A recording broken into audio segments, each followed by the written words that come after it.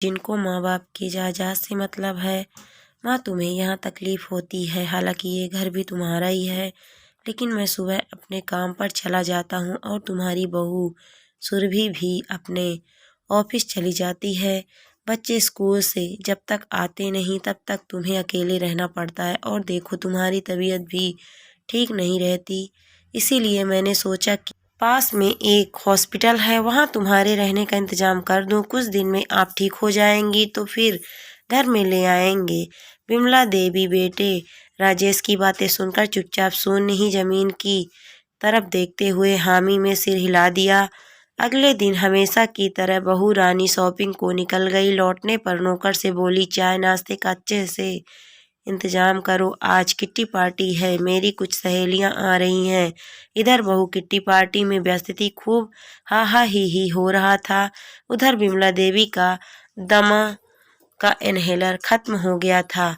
उसने राजेश को बताया नहीं था, क्योंकि अभी एक हफ्ता ही हुआ था उसको राजेश के घर आए हुए। लगभग 1 महीना पहले विमला देवी के पति का देहांत हो गया था। तब वो अपने छोटे से शहर में रहती थी। पति की मौत के बाद बेटा उन्हें अपने साथ शहर ले आया था, जहां वह नौकरी करता था और अपनी बीवी बच्चों के साथ रहता था। लेकिन जब विमला देवी की सांस फूलने लगी तो न चाहकर भी उन्होंने बहू को आवाज लगाई। बहू की सहेलियों ने बताया कि तुम्हारी सास आवाज दे रही हैं। सुरभि चेहरे पर झूठी मुस्कान सजाकर उठी और सास के कमरे में घुसते ही गुस्से में बोली, देखो आपको शहर के बारे में मालूम नहीं है, ऐसे किसी पार्टी के बीच में बुलाया नहीं जाता। विमला देवी खांसे जा रही थी, उनकी सांस घुट रही थी। सुरभि बड़बड़ाए जा रही थी, अब मुझे मत बुलाना, जो कुछ चाहिए नौकर से बोल दो। विमला देवी की बात सुने बिना ही सुरभि बाहर किट्टी पार्टी में व्यस्त हो गई। विमला देवी की हालत बहुत गंभीर हो रही थी, अस्थमा का अटैक हो गया था। अचानक से उन्हें कुछ याद आया। उन्होंने अपने बक्से को खोला, उसमें एक पुराना पर्स था। उसे जल्दी से खोला, उसमें एक पुराना आधा इस्तेमाल किया हुआ इनहेलर था। उन्होंने जल्दी से इनहेलर किया तो उनकी तबीयत थोड़ी संभलने लगी, पर उनकी आंखों से आंसू ही आंसू गिर रहे थे। अपने बहू बेटे की निष्ठुरता पर नहीं, अपने पति को याद करके। ये वही पर्स था जिसे उनके पति ने पिछले साल उपहार में लाकर दिया था। जब विमला देवी ने कहा था कि पर्स तो बहुत है मेरे पास, तो उनके पति ने कहा था, देखो तुम्हें दमा का रोग है और तुम अक्सर दवाई भूल जाती हो। कुछ दवाइयाँ और इनहेलर की एक डिब्बी में इसमें रख देता हूँ, कभी भूल जाओ तो इसे निकाल लेना। फिर विमला देवी कुछ और सोचने लगी, उन्हें कुछ और याद आया। उन्होंने उसी पर्स में एक छोटी सी पर्ची देखी। अब उसमें एक अजीब सी हिम्मत ही जाने लगी थी। विमला देवी ने दराज से एक पेन निकाला, एक पेपर पर कुछ लिखा और अपनी छड़ी का सहारा लेकर धीरे धीरे कमरे से बाहर, फिर घर से बाहर निकल गई।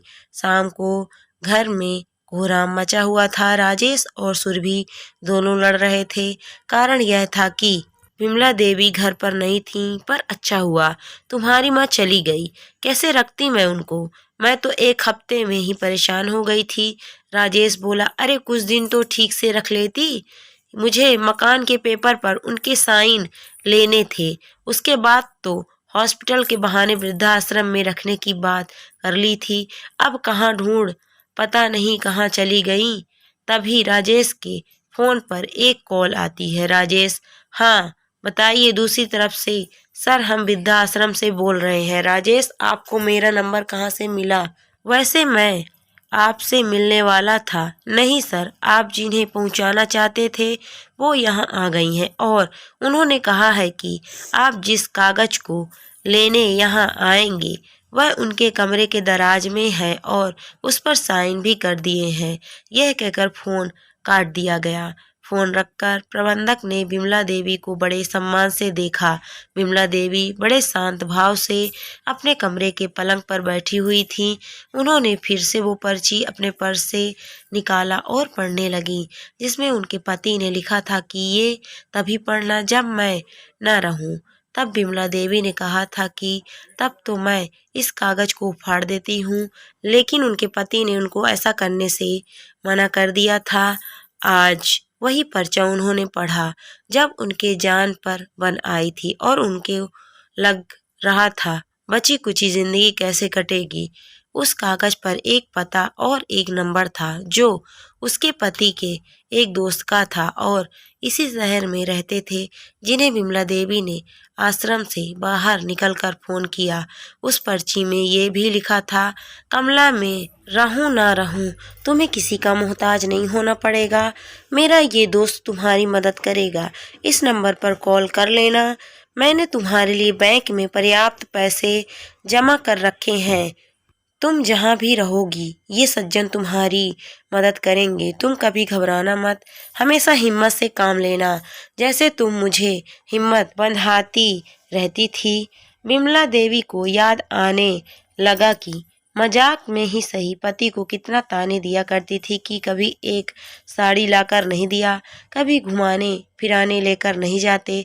आज विमला जी बहुत खुश थी और आसमानों की तरफ देखा कि दूर आसमानों के उनके पति मुस्कुरा रहे हैं, क्योंकि आज पति का ये उपहार न सिर्फ उसमें स्वाभिमान भर गया, बल्कि उसका हृदय इस प्रार्थना से भर उठा कि धन्यवाद आपका, और दुनिया का हर पति अपनी पत्नी को ऐसा एक उपहार अवश्य दे।